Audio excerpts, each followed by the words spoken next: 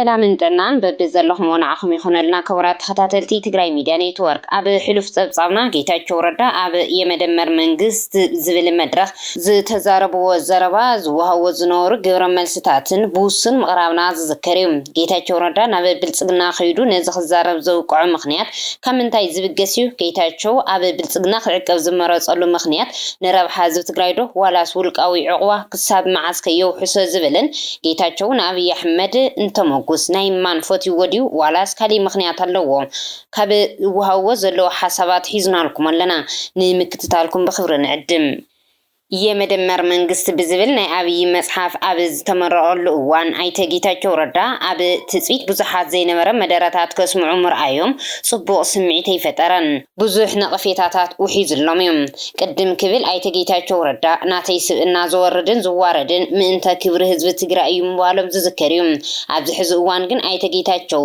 ናይ ኣብይ መጽሓፍ ዛጊድ ዘይምንባቦም ከም ዘጣዓሶም ዘሕለፎ መልእኽቲ ካበይ ዝተበገሰ ዝብል ዛጊድ ኣዘራረቡ ኮይነሎም ቴድሮስ ጸጋዬ ኣብ ትግራይ ዝተኻየደ ናይ ጀኖሳይድ ኩናት ብወገን ህዝቢ ትግራይ ዝነበረ ኣገባብነት ኣይውልን ዝብል ሓሳብ ድዩ ዘልዕል ዘሎ ወይስ ሕዝኸ ክብሪ ህዝቢ ትግራይ ምስ ኣብይ ተጸጊዕኻ ክምለስ ዝብል ቅዋሚ ዘለዎ ጌታቸው ይብል የግድ ደፋር መጫወት እኮ አይደለም ቁም ነገሩ በሁኔታዎች ውስጥ ራስን አዶፕት አድርጎ ለህዝብ የሚጠቅም ነገር ማድረግ ነው ይላል። ኦኬ እቺን ላይን ያዛል እቺን የሐሳብ ሰበዝን ያዛል እና የመጀመሪያ ጥያቄ ትላንትና የነበርኩበት ቦታ ጨለማ ስፍራ ነው የድንቁርና ማለት ዕውቀት አልባ ቦታ ነው ድርቅ ያለ ክርክር ነው ምናምን ሲል በትግራይ ውስጥ ጸረ ጄኖሳይድ የተካሄደውንም ሬዚስተንስ እርባና ቢስ የነበረ ኤክሰርሳይዝ ነበረ ማያስፈልግ ነበረ እያለ ነው ወይ የሚል ጥያቄ መጠየቅን ያመጣል። አንድ ሁለተኛ አብይን ተጠግተህ እውነት እንደው የትግራይን ህዝብ መጠቀም ትችላለህ? አብይን ተጠግተ እኔ ይሄ ለሁሉም ጥያቄዎች ለሁሉም መቅረብ የሚችል ነው። አብይን ተጠግቶ የአማራን ህዝብ መጥቀም ይቻላል?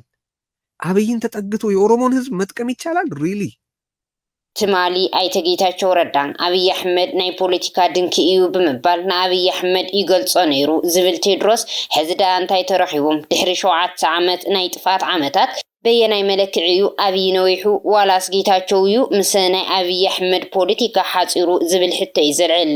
አሁን ረዘመ? አሁን ኣብይ ኣሕመድ በሐሳቡ ቁመት ረዘመ? ምን ተገኘ ነው ነበር የሚለው ከነገለጸው ፖለቲካሊ ድንክ ነው የፖለቲካ ድንክ ነው የምን ድንክ ነው ነበር የሚለው አሁን ምን ፖለቲካሊ ኣብይ ኣሕመድ ረዘመ ወይ ፖለቲካዊ ኣብይ ኣሕመድ ተመነደገ ወይ ወይስ ጌታቸው ከአብይ ቁመት ጋር ተስተካከለ ማለት ጌታቸውን የተከረከመው ወይስ አብይን የረዘመው? ጋዜጠኛ ይልቃል አላምረው በወገኑ ኣብ ርኤት ሚድያ በዝነበረ ጻንሒት ጌታቸው ኣብ መድረኽ መደመር ዝገበረ ዝርርብ ዓርሱን ተቐትሊና ርኢና ይብል ዓርሱ ቀቲሉ ንኣብይ ኣሕመድ ብርሃን እንትኸውን ይተራዩ ኣብይ ኣሕመድ ዝግለጽ ጽቡቕ ነገር የብሉን እቲ ሓቀኛ መንነት ኣብይ ኣሕመድ ቅድሚ ሕዚ ጌታቸው ረዳ ኣብ ትግራይ ኮይኑ ገሊጽዎ እዩ ነቲ ሓሳብ ንሱ ዝቕይር ካብ ኣብይ ጥዑይ ነገር ይረኸበን ዓርሱ ቀቲሉ ግርማ ሞገስ ኣብይ ክመልስ ይተራዩ ጌታቸው ረዳ ንዋዕሉ ኢሉ ድዩ ንኣብይ ኣሕመድ ግን ድሓር ዝበርህልና ሓቂ እዩ ኢሊ ዘካፍል ራስን መግደል ራስን ማጣጣል እና ለአብይ ሲባል ለአብይ ግርማ ሞገስ አሁን ምን ብሎ ይግለጸው ገባ አብይ አህመድ ምን ብሎ ይግለጸው ከዚህ በፊት ጨርሶታል ደምድሟል ላንሳው ትል የሚነሳ አይደለም ላቁቷል በቃ ያምሌ ጭቃውናል ሰውየው ምንም ነገር ከአፈርና ከድንጋይ ልትለየው የምችለው ነገር አይደለም በጣም የላቆጠ ሰው ነው ስለዚህ ምን አረገ ጌታቸው በዛሬ እንደው ዲፕ ያስገባህ ነው ራሱን በመግደል ራሱን በማፍረስ አብይ አህመድ እንዲታይ እና ራሱን በጣም ጨለማ ማድረግ ወደ ብርሃን እንደመጣ ለማድረግ እየሞከረ ነው ያለው እኔም ግን ለአብይ አህመድ ብሎ ነው ወይስ ለራሱ ብሎ ነው እያደረገ ያለው የሚለውን ግን በሂደት ብናየው ይመስለኛል እየተከላከልኩለት አይደለም ገብቶኛል በደንብ ገብቶኛል እኔ አንደርስታንድ አረጋለሁ ልዕሊቲ ናይ ኣብይ ኣሕመድ መጽሓፍ ናይ ጌታቸው ዘረባ ትኹረት ዝስሓወሉ ምክንያቱ እውን ነይሩ እቲ መጽሓፍ ዛጊድ ይረብሕ ዶ ኣይረብሕን ዝተርኣየ ነገር የለን ይብሉ በዓል ሙያ ሚድያ ይልቃል አላምረው እቲ በኣብይ ኣሕመድ ዝተመረቐ መጽሓፍ ልዕሊ ትሕዝቱን ኣድላይነቱን ናይ መን እዩ ዝብል እውን ተደጋጋሚ ዝለዓል ሕቶ ምዃኑ እዩ ዝገልጽ ዘጊሁን ምንም የታወቀ ነገር የለም ራሳቸው ጠቅላይ ሚኒስትሩ በታሪክ ታይቶ የማይታወቅ ሁኔታ መጽሐፍ ገበያ ላይ ሳይውል ካንዶሮች መጣው ኢንተርቪው ሰጥተዋል በመጽሐፉ ዙሪያ ላይ ጋዜጠኛውም ያንብበው አላቅም ጥያቄዎችን ሳይ ከዚህ በፊት የተነሱ የመደመር ሀሳቦችን ነው ጋዜጠኛው የሚጠይቀው እንጂ በአዲሱ መጽሐፍ ውስጥ ያለውን ጉዳይ አያነሳም።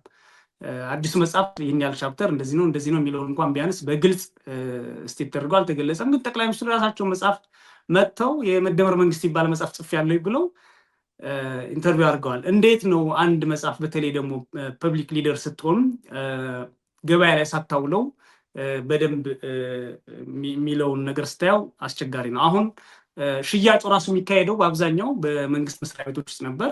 ዛሬ ተመረቀ ተባለ። በአብይ አህመድ መጽሐፎች ውስጥ ያየናቸው ከዚህ በፊት የሰማናቸው ወይም ደግሞ እዚ ናይ አብይ አህመድ ተባሂሉ ዝወፀ መጽሐፍ ናይ ብዙሓት እኩ መጽሐፍ እምበር ናይ አብይ አህመድ ኣይኮነን ዝብል ይልቃል። አብይ አህመድ መጽሐፍ ጽሒፈን ትብል ናይቶም ሚኒስተራት ሓደ ምዕራፍ ገይሩ ዘዋፀ መጽሐፍ ክኸውን ይኽእል እዩ ይብል።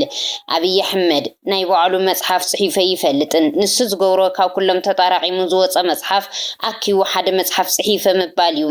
ስለዚ እውን ኣይተ ጌታቸው ረዳ ትፅቢት ካበ ዝግበረሎም ላዕሊ ኣብዚ መጽሐፍ አድናቆት ምትራፎም ምናልባት እውን ሓደ ምዕራፍ ከም ሃገሮም አዋፂኦም ጽሒፎም ክኾኑ ይኽእሉ እዮም ዝብል ግምት ዘለኒ ይብል።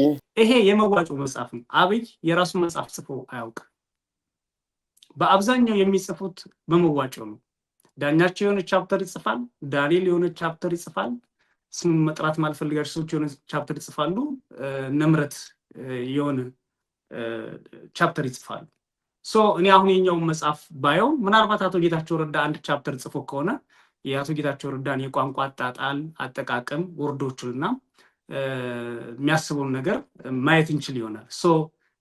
ሀሳብ ወዳለው ነገር መጥቻለሁ ካሉ ምናልባት የኔ ጥርጣሬ እዚህ መጽሐፍ ውስጥ አንድ ቻፕተር ጽፎ ሊሆን ይችላል በጠቅላይ ሚኒስትሩ ስም የወጣ። ኣይተ ጌታቸው ረዳ ንምንቃፍ እውን ዘይጥዕሙ እዮም ኣይተ ጌታቸው በዓሎም ነቂፎም ስለ ዝረኣኽዎም ይብል ይልቃል ወሲኹም። ኣይተ ጌታቸው ረዳ ንጀዋር መሐመድ እንትነቕፉ እውን ተረኣዮም እዮም ኣብቲ መድረክ። ንፖለቲከኛ ጀዋር መሐመድ ኣብ ዝሕለፍዎ ናይ ኣሽሙር መልእኽቲ ኣብ 40 ዓመት ውልቀ ታሪኹ ጽሒፉ ኣንብቡለይ ኣብ ዝብል ሃገር ኣለና ናይ አብይ መጽሓፍ ግን ግለ ታሪክ ኣይኮነን ዳሕና ነገር ኣለዎ ዝብል እዩ።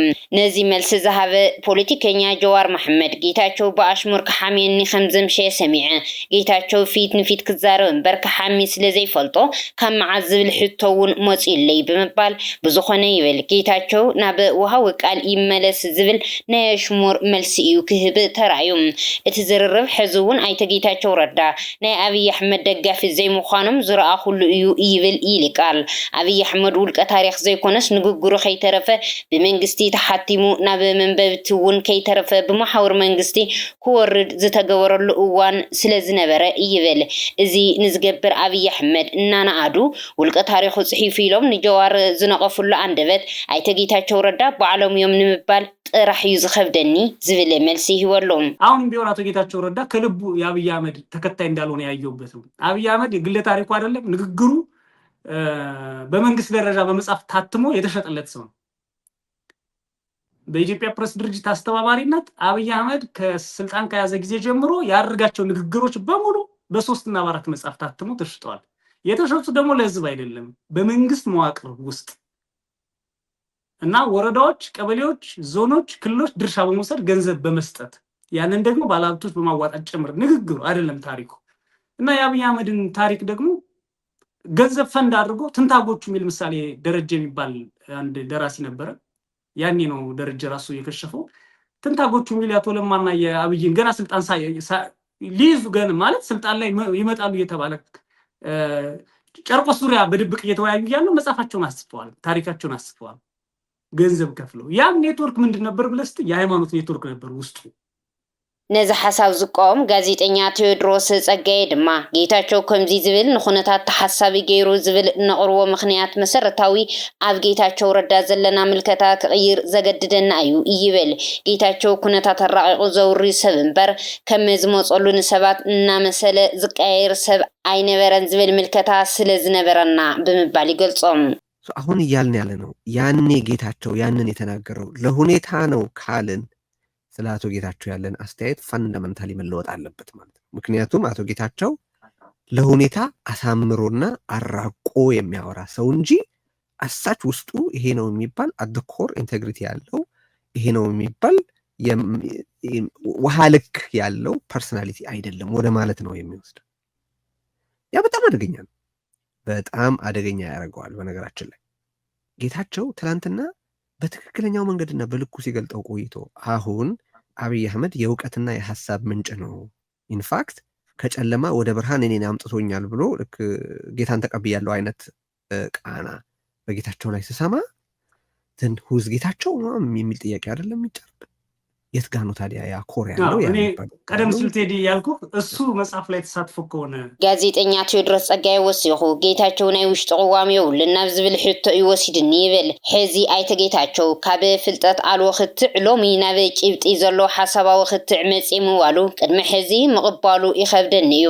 ቅድሚ ሕዚ አብይ አሕመድ መኪና ከመይ ምግጣም ከም ዝከኣል ከይፈለጠ መኪና ፈታትሑ ዝዝርግሕ ዘሎ ዝተዳናገረ ሰብ ብምባል ዝተዛረቦ ኣብ ትግራይ ኩናት ከይጀመረ ኣብ ኦሮሚያ ውግኣት ኣብ ዝካየድሉ ዝነበረ እዋን እዩ። ኣብቲ እዋን ኢትዮጵያ ብአብይ አሕመድ ተፈታቲሓ ምግጣም ኣውይዋ እንተደኣ ነይሩ ኣብቲ እዋን ኢትዮጵያ ብአብይ አሕመድ ተፈታቲሓ ምግጣም ኣውይዋ እንተደኣ ነይሩ ሕዚ ኩናት ኣብ ትግራይ ኣብ ኣምሓራ ቀፂሉ ኢኮኖሚ ወዲቑ ብሚልዮናት ዝቑፀር ሰብ ሞይቱ ቆሲሉ ተመዛዊልን ኣብ ዘለሉ እዋን እታ ሽዑ ጌታቸው ዝተፈትሐት ዝበላ መኪና ሕዚ ደኣ እንታይ ኮይናላ ይብል።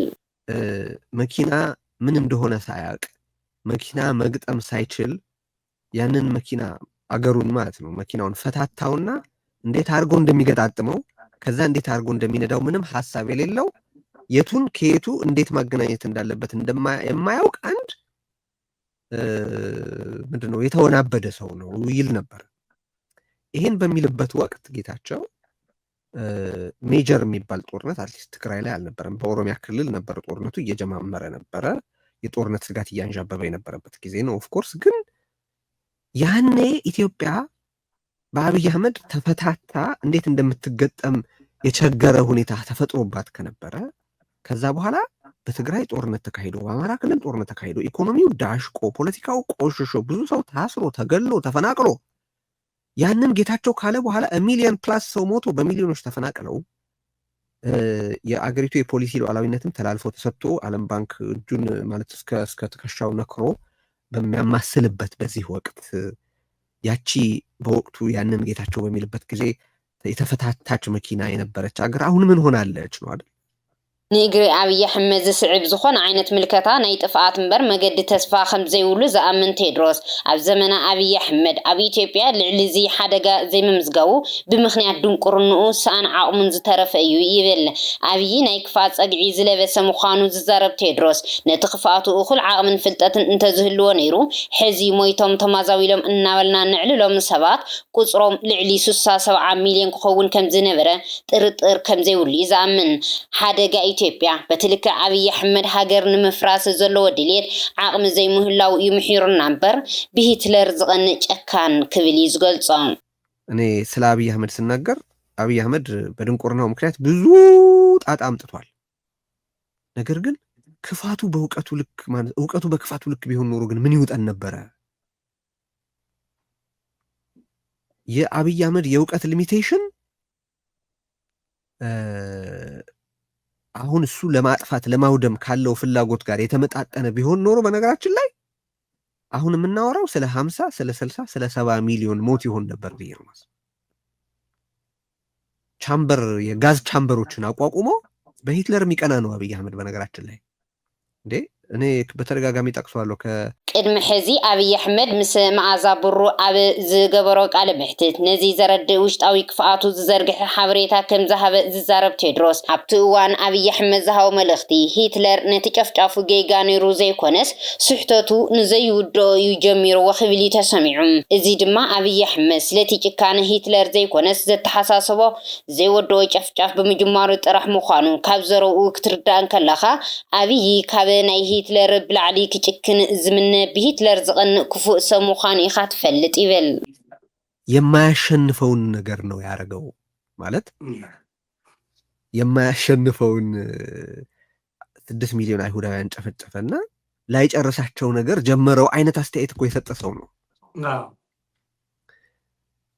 ሂትለር ያንን ማድረጉ ትክክል አይደለም የሚለው አብይ አሕመድ ላይጨርሰው ጀመረው በሚል ነው እንጂ ሞራሊ ስህተት ስለሆነ የሰብአዊ መብት ስለተጣሰ ህብረተሰብ ስለወደመ የህብረተሰብ የመቀጠል ህልውና አደጋ ላይ ስለወደቀ ወይም ለሌላ ሰብአዊ እና ሞራላዊ ምክንያት አይደለም። ላይ ጨርሰው ነገር ጀምረው አልኮስኩሶ ተወው ነገር ነው አስተያየቱ እና መጨረሻ ላይ የሚገርም ጥፋትን በጥፋት ማረም ምንድነው ጥፋትን ስሊፕ ኦፍ ታንግ አለው ጥፋትን በጥፋት ማረም ይቻላል ኦር ሳምቲንግ እንደዛ ነገር ይላል። በዚህ ደረጃ በሂትለር የሚቀና ሰው ነው ግን ኣብዚ ዝረኣየኒ ዘሎ ይብል ቴዎድሮስ ፀጋየ ኣብይ ኣሕመድ ጌታቸው ረዳ ሓይኹ ናይ ምድርባይ በቐል እዩ ዘለዎ ጌታቸው ንእሽተይ ክብሪ ኣብ ህዝቢ ከይህልዎ እዩ ዝፃወት ዘሎ ኣብይ እንትለዓል ኣብ ህዝቢ ዝነበሮ ናይ ምጥፋእ ተርእዮም ጌታቸው ቅድሚ ሕዚ ይዛረቦም ንዝነበረ ሓሳባት ኣብይ ኮነ ልውሕነይ ፈዲ ይህሉ ክኸውን ይኽእል እዩ ምናልባት እዚ ጌታቸው ረዳ በዚ ልክዕ ዶ ተረዲእዎ ኣሎ ዋላ ስልጣን ተመቺዎ ኣሚኑሉ ይኸይድ ኣሎ ካሊእ ነገር ኮይኑ እቲ ንዓና ዝረአየና ግን ይብል ጌታቸውን የቀረችን ጥፍጣፊ ክብር እንዳትኖረው ኦኬ ነው እየጣረ ያለው አይ ቲንክ ሰዎችን በማርከስ ደረጃ ትንሽ ጊዜ ወሰደበት ጌታቸው መሰለኝ ምክንያቱም ከዛ ፊት በነበረው ቅድም በጠቀስካቸው አይነት የንባብና የሎጂክ ስለት ምክንያት ሰዎች በአንድ ጊዜ አውጥተው ጠቅልለው ወርውረው ሊጥሉት የተቸገሩበት ሰው ጌታቸው ሰው አብይ የሆነ ነገር ያደርጋል እጭ ሲለው ሰው ይተዋል በቃ ተጠሯል ብሎ ሪከቨር ሊያደርግ ነው ብሎ ሲያስብ አምጥቶ ያሳጠዋል የሆነ ነገር ኮምጣጤ እንዲጠጣ አይነት ያደርገዋል ጌታቸው ኮምጣጤ አድርገው ያስበው አያስበው የምናውቀው ነገር የለም ምናልባት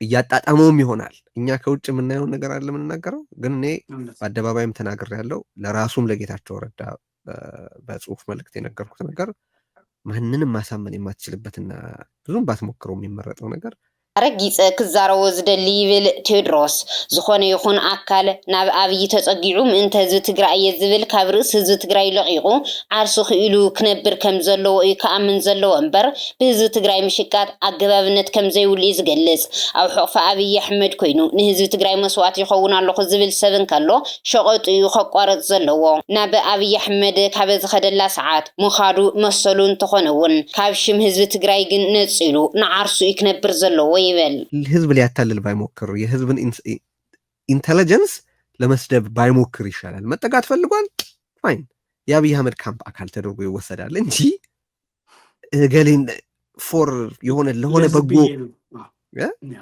ለህዝብ ይነባይል ብሎ ራሱን የሆነ ሰማዓት ለማድረግ ወይም ደግሞ የሆነ አንላይክሊ ሂሮ አድርጎ ለመሳል የሚደረገው ከራ ፋይዳ የለውም እና አሁን ጌታቸው ያደረገውን ሳይ አንድ የማያልፍባት የጌታቸው ረዳን ንግግር ነው ክብራት ተኸታተልቲ ትግራይ ሚድያ ኔትወርክ ነሰዓት ዘዳለናልኩም እዋናዊ ዛዕባ ነዚ ይመስል ነይሩ ንምክትታልኩም ካብ ልቢ ተመስገን